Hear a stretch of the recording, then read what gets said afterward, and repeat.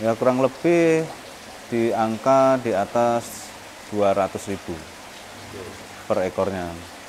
Per ekor. Itu size? Size antara 20 sampai sekitar 50. Di atas 50 ada juga tuh tadi tuh Mas. Ya. Nah, itu berapa tuh Mas? Berapa Ya, juta? itu kurang lebih sekitar 5 jutaan.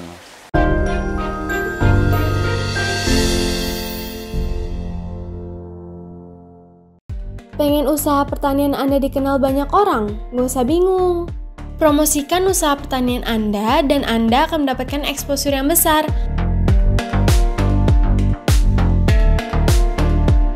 Mulai dari website, YouTube, Instagram, TikTok, X, dan Facebook. Daftarkan segera hanya di Jaga Tani.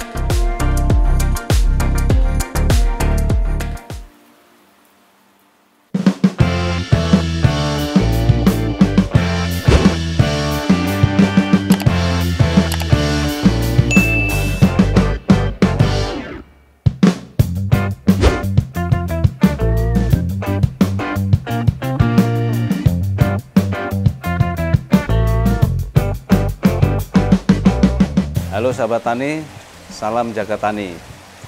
Perkenalkan, saya Adi dari Rumah Koi Bogor yang berlokasi di Citerep, tepatnya di Wisma Anggraini.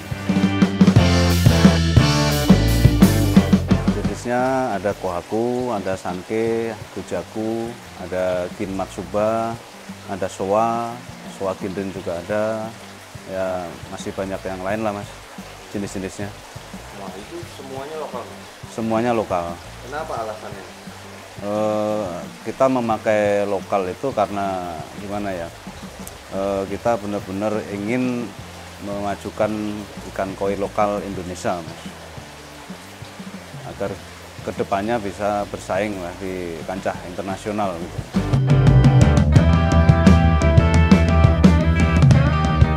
Kalau saya rasa bukan lemahnya Mas, cuman karena mungkin cara pembudidayanya yang dari awal kurang baik gitu. Kalau ikan koi lokal dengan cara pembudidayaan dengan baik dari dasar gitu, saya rasa tetap akan bisa bersaing dengan ikan impor gitu. Jadi intinya ya di awalnya gitu. Nah, dari proses awalnya itu.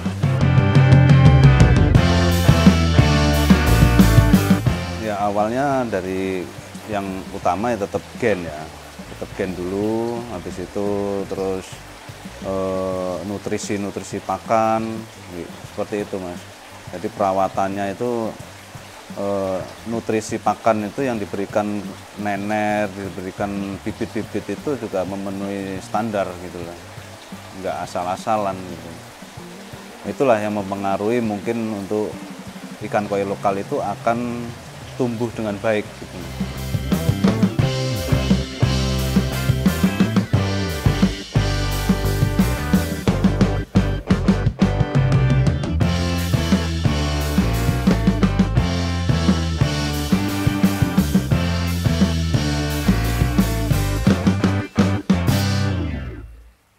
Karena saya rasa sampai saat ini produk dari Blitar masih tetap yang terbaik Mas untuk koi lokal.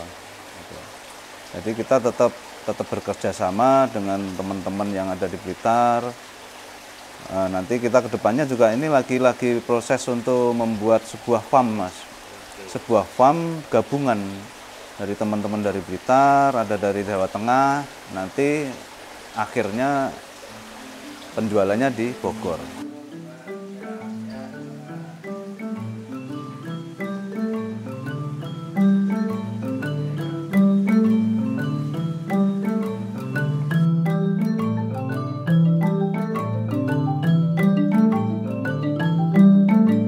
Kalau untuk saat ini kita berjualan sudah di seluruh Indonesia Mas. Di Kalimantan, di Makassar, Bali gitu. Kalau di luar negeri masih belum lah. Mungkin untuk kedepannya ya pengen lah kita berjualan lah berjualan juga di media sosial internasional lah. Ya itu Mas, salah satunya karena mereka benar-benar profesional dalam perawatan ikan koi. Jadinya hasilnya ikannya juga bisa jumbo-jumbo, bisa bodinya juga bisa bagus-bagus seperti itu. Nah, kekurangannya kita sebagai petani Indonesia di situ. Dari awal pembudidayaannya juga mungkin kurang bagus gitu loh. Ya kalau di luar negeri kan bantuan dari pemerintah juga banyak Mas gitu. Pemerintah ikut campur tangan.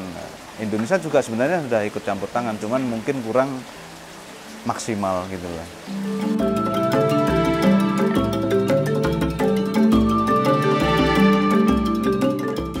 Ya alasannya karena ikan koi lokal belum mampu untuk bertanding di kancah kontes untuk ikan ukuran besar gitu loh Mas.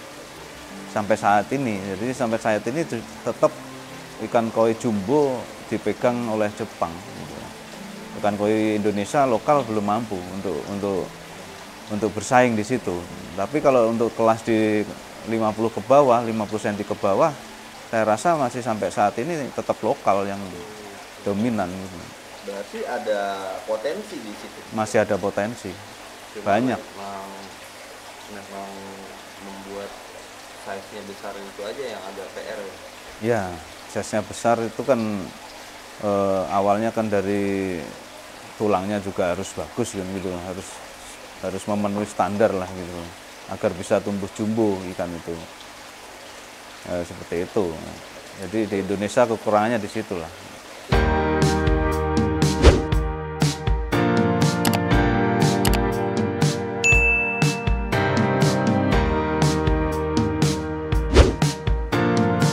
Kalau pengalaman yang sudah pernah saya lakukan ini saya ngomong berdasarkan pengalaman aja gitu ya. Kalau yang lain saya monggo lah silahkan. Ini dari pengalaman saya sendiri.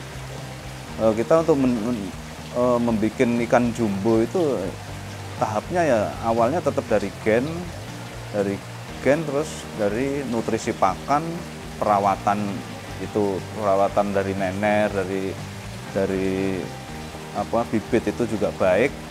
Saya rasa kita akan mendapatkan ikan-ikan yang baik gitu loh, ikan yang jumbo gitu loh. Dan itu sudah pernah saya lakukan bersama teman-teman di Blitar.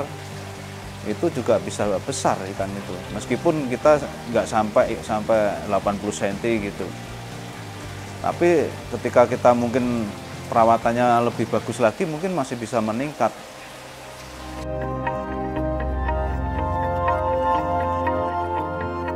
Memang betul, dari air itu akhirnya ikan menjadi sehat gitu. Sebaik apapun koi, sebaik apapun ikan itu, kalau dengan kondisi air yang jelek, itu pasti akan rentan terkena penyakit. Itu pasti itu. Dan akan menghambat pertumbuhan juga.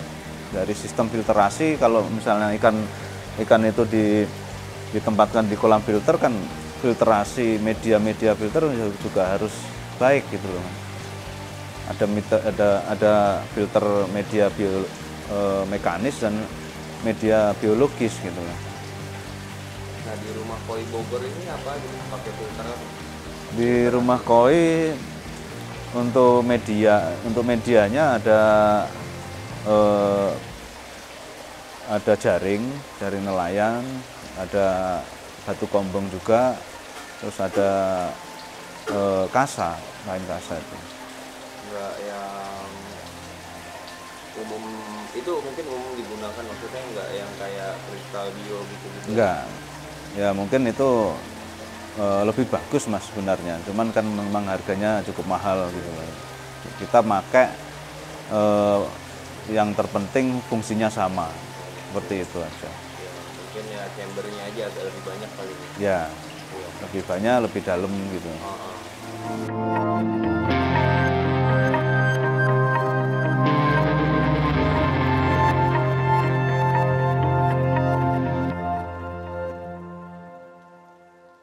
Ya sebenarnya kan konsep di rumah koi Bogor ini kan sebenarnya konsep dealer Mas. Jadi kita bukan konsep untuk pembudidaya di sini gitu loh. Jadi sini khusus untuk tempat untuk penjualan ikan, marketing gitu.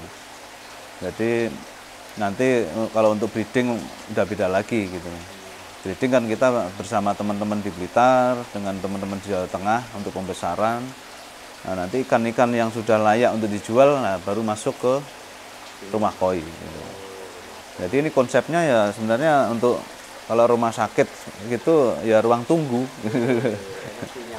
Iya. Jadi konsep filternya juga kita bukan untuk pembesaran sebenarnya.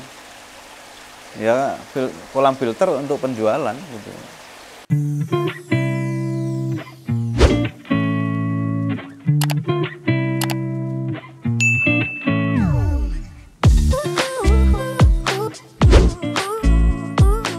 Ya karena satu kan ya karena kita juga berkecimpung di dunia bisnis koi, ya mau nggak mau kita tetap akan selalu mengikuti ajang kontes koi di Indonesia.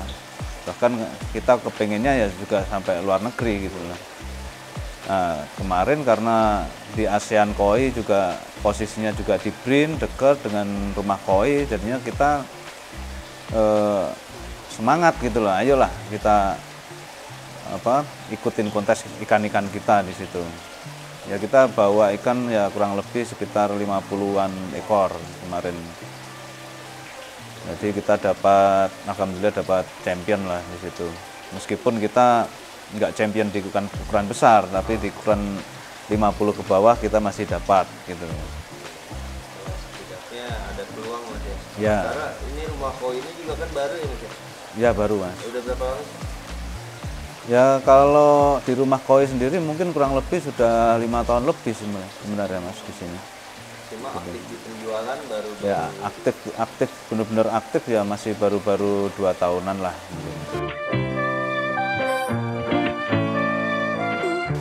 Beda-beda sih Mas. Nah, jadi bedanya apa tuh Mas? bedanya di ukuran juga, terus di kualitas juga seperti itu. Jenis? Kalau jenis semuanya sama gitu loh. Kita lihatnya hanya di kualitas Mas, berdasarkan kualitas. Perbedaan harganya juga seperti itu di situ. Nah, kayak misalnya Jadi di koi ada kelas yang super, kelas kontes, ada yang kelas grade A, ada kelas grade B, ada kelas grade C gitu. Di sini rata-rata kita bermain di kelas grade A. istimewa Mas ya? Iya. Berarti harganya relatif mahal Mas? Ya kalau mahal sih ya relatif lah, tergantung karena ikan bagus Mas, gitu loh. Jadi harganya juga relatif mahal gitu.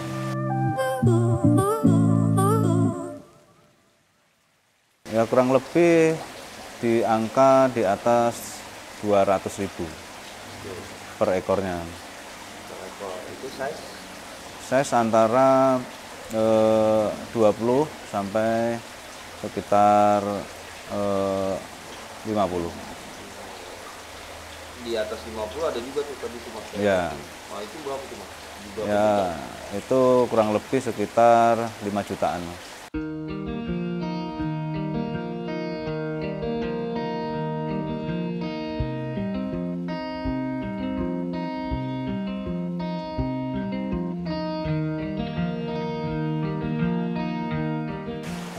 Untuk memelihara ikan koi, yang pertama-tama yang harus disiapkan adalah kolam.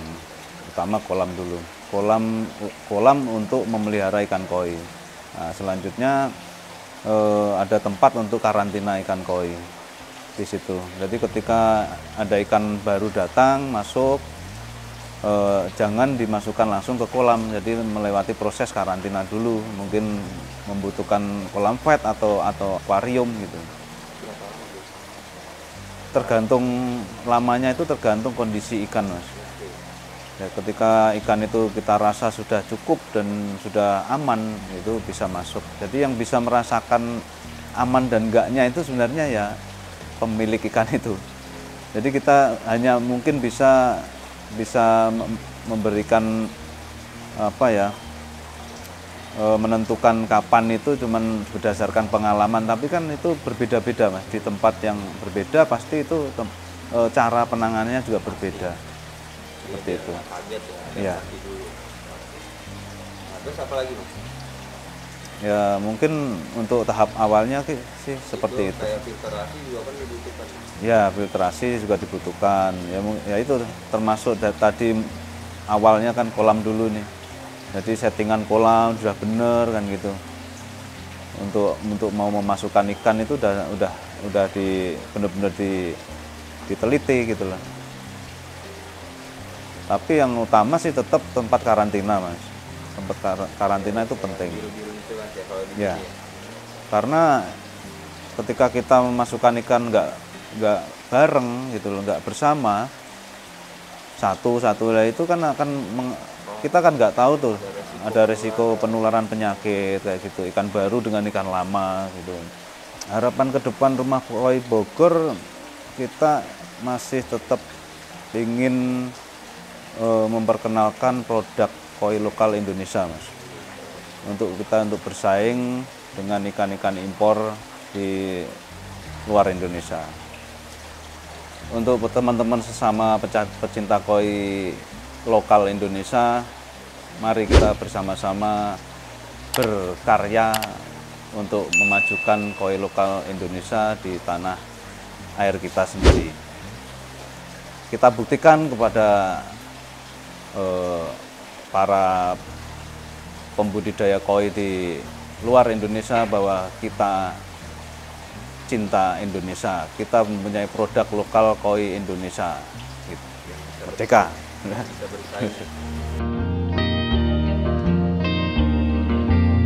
Bagi sahabat tani yang ingin membeli ikan koi dari Rumah Koi Bogor, bisa langsung menghubungi nomor admin di nomor 087 10 19 2911 atau bisa juga menghubungi lewat Facebook Rumah Koi Bogor atau Instagram di Rumah Koi Bogor juga. Datang langsung boleh? Datang langsung boleh di Perumahan Anggraini, Blok 11 nomor 21.